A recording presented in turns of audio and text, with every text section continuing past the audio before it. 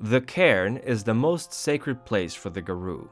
It is where the veil between the physical world and the Umbra is thin, and where the Garou can surround themselves in Gnosis, Gaia's spiritual energies, and the source of many of their gifts. It is the wellspring of life, and for countless generations the werewolves have protected them from servants of the Wyrm. The Sept is what these guardians are called, Garou who have gathered and sworn to stand vigil so that neither the Weaver and her machines, nor the Wyrm and his decay may destroy it. The Sept may be composed of dozens, if not hundreds of Garou, and many more kinfolk, or not by a small pack, or even a single lonely werewolf. Some are ancient, having passed the torch through the ages from old to young, while others may be relatively recent, created upon the rare discovery of a new cairn. A sept can be, and often is, composed of members from several different tribes, with one or two dominant ones. But it is not unusual for only a few, or even just one tribe to be present. A sept protecting a cairn of strength in the frozen tundras of Siberia may be composed entirely of a stern family of shadow lords, while one tending a cairn of humor beneath a local comedy club may be populated by Garou of any tribe, as long as they have a sense of humor and know joy in life. Septs are communities, first and foremost.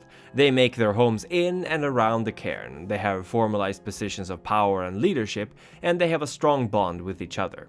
Aside from the werewolves, there are usually also plenty of kinfolk, often family to the Garou, who provide an invaluable source of labor and help to the sept. Some cairns are either too small or hard to reach to provide proper living spaces in the area, and on such occasions the extra eyes and ears of the kinfolk may prove vital in order to assure that their holy place is left unmolested. Some cairns are likewise surrounded by dense wilderness, meaning that unless the area is guarded thoroughly, it is much easier for a threat to the wellspring of Gnosis to sneak past and cause problems. While the werewolves of the Sept do their part, it is often not possible to cover the entire grounds without the help of the kinfolk. There are many offices in a cairn, some purely symbolic, while others are very much active in the day-to-day life of its Sept. The gatekeeper is a vital role in the cairn, for they are the one who maintains the moon bridge that can allow travel between cairns. They rarely leave their position, for it is almost impossible to predict when the gate needs to be opened. Garou fleeing a besieged cairn may desperately need an exit, and likewise a sudden need to move forces to a battlefield can crop up when least expected. It is the duty of the gatekeeper to always carry the pathstone, a sacred fetish that allows the Garou to communicate directly with the cairn's totem spirits, and thus opening their bridge. Because of its sedentary nature, few Garou aspire to this office, despite its necessity, and thus it is often held by an older, more experienced werewolf who may be past their prime, or otherwise incapable of keeping up with their fellow Garou. Guardians are those Garou chosen to keep watch over the cairn's territory and ensure that no creatures intrude. To help them do this, they are often given access to fetishes that give an edge both in surveillance as well as combat. This role in the Sept is often filled by younger Garou who might not yet be trusted to leave on their own, considered too inexperienced to handle some of the worst their enemies can throw at them. Thus, they remain close to their cairn while still providing an invaluable service. Guardians tend to be formed into packs, if possible, and depending on the size of the cairn, there may be more than one pack of guardians on duty, either taking turns or covering separate territories. Keepers of the land are, in the eyes of many young or foolish Garou, little more than gardeners who keep the lands of the cairn in good condition. In a way that is true, just as how a clave is a lump of sharpened silver. The devil, as they say, is in the details. The keeper's job is to ensure the cairn's physical and spiritual well-being. The land must be kept in order so that the spirits who help protect and nurture it desire to remain. This does not necessarily mean that the keeper trims the lawn or shears the rose bushes. Most cairns are located in wild, untamed lands, and thus it is much more a matter of ensuring the right balance, regardless of whether that is for ensuring the proper amount of clutter in a back alley, or that the local flora and fauna don't outbreed each other. It is a task often assigned to elder werewolves who have failed to die in battle, and might often require crafty individuals, as it is not uncommon for the keepers to have to deal with spirits directly, understanding their roundabout ways of communicating. The Master of the Challenge could, if you squint and apply some liberal interpretation, be considered something like the Harpy of vampire society. It is no surprise that werewolves tend to get angry at each other, it's in their nature to rage, but it is important that grudges or disagreements are settled fair and square. The Master of the Challenge has the important duty to mediate between parties, settle on forms of challenges, and sometimes even represent the Sept itself should they be one of the parties in a disagreement. These challenges don't necessarily have to be combat, of course. A lot of times it is preferable that they are not, due to the high risk of injury and even death, so the Master has to be well versed in many forms of trials. It could be anything from chess to howls to even arm wrestling. Naturally, the challenges should reflect the grievances, lest it insults either parties or the totem spirits of the cairn. And you wouldn't expect the Master of the Challenge to leave the cairn unless under dire circumstances, as a momentary lapse might be all it takes for someone to literally lose an eye. The Master of the Rite, meanwhile, oversees another crucial aspect of Sept life: the rites and rituals.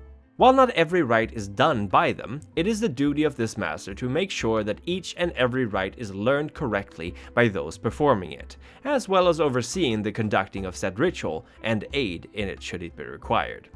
This is an office of utmost importance, because without this living encyclopedia of rites, a sept may run the risk of misremembering or even forgetting how to properly conduct them.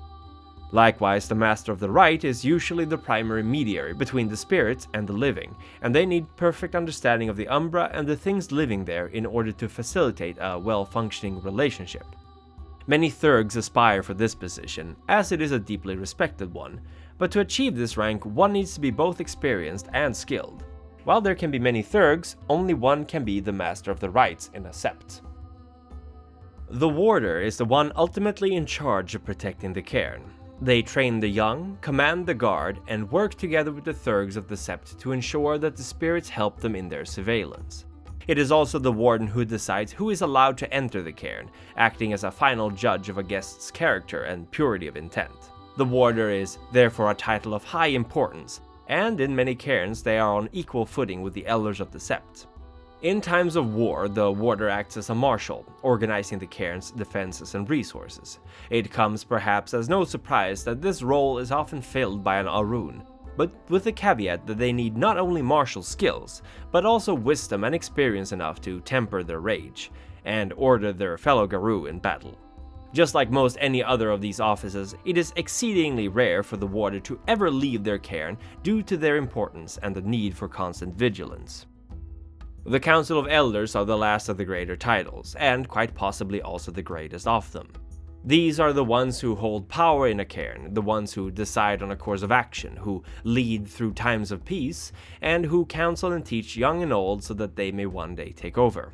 They are, in a sense, the heart of the cairn, for they carry upon their backs the duty and burden of cultivating and fostering new generations of Garou to carry on the torch. As the name implies, there are very rarely young Garou on this council, but also not necessarily old ones. Werewolves who have proven themselves wise, skilled leaders, and excellent teachers may all earn themselves a seat on the council if the others consider them worthy. These positions are all crucial for the survival of a cairn. Some smaller septs may have a Garou conduct 2 or even more of these duties. It is, for example, not unheard of that a warder is also the keeper of the land. But very rarely does no one claim these titles in the healthy sept. It is a dire time indeed when there are not enough Garou to fill them. Some minor titles exist as well, and while these are not as important, they nonetheless provide status and acknowledgement to those who attain them. The Caller of the Wild is the Garou responsible for summoning the totems of the sept, including the spirits of the cairn during moots, monthly revelries held by the sept. This may at times require some diplomatic skills, as not all totem spirits like each other's companies, and they may need to be convinced or even bribed to make an appearance. The duty of the Master of the Howls is to lead the sept's howls during moots. Each sept has a collection of song-like howls that recall great deeds, heroic sacrifices, or heart-wrenching tales, and it is this master who must know them all so that they may sing the loudest and longest of all the sept's members. Tale Singers, while similar to the Master of the Howl, is a prestigious minor title whose duty it is to regale the Garou during the moots with well-picked stories passed down within the Sept. This is more theatrical than musical, as it is often just a tale singer who tells the story, rather than the entire Sept. Truth catchers often work together with the Master of the Challenge, as they work to help settle arguments and disputes. While the Master might decide the trial, it is the truth catcher who has a say in whether there will even be a challenge or not. Finally, the Wyrmfoe has two roles. During the moot, they lead the revel at the end of it, where the Garou run wild through the night to celebrate Gaia and the Wild. At other times, they are in charge of planning and leading strikes against the Wyrm and its servants. While they are combatants, the revel require more than brawn, as many aspiring Wyrmfoes soon learn. Few Septs today have the luxury to be picky about their warriors, but traditions die hard, and some would rather go without a seat filled than it being given to someone unworthy. We would like to pay our respects to the Methuselah, storyteller Nyland, ancient and powerful is he, and Aubrey Ayers, whose wisdom transcends the boundaries of our understanding. We are truly blessed to be advised by their brilliance. The Primogen Council would also especially thank some members for their contribution to its work. Maximilian S. Hardcastle, Snow, 06 and Stonewolf 18. Your wisdom, experience, and good judgment shall be the torchlight by which we conduct our affairs. We would also like to thank our elders Edward Reed, Dante the Canaan, What's That Smells Is Blood, and Remy Van Roy, who shall receive our gratitude for their support and wise counsel. And we would also wish to send our gratitude to the Ancile Colin Gifford and Harry Wyckoff for their support. Likewise, our stalwart neonates receive our appreciation for their services. And thank you for watching. The world is dying. When will you rage?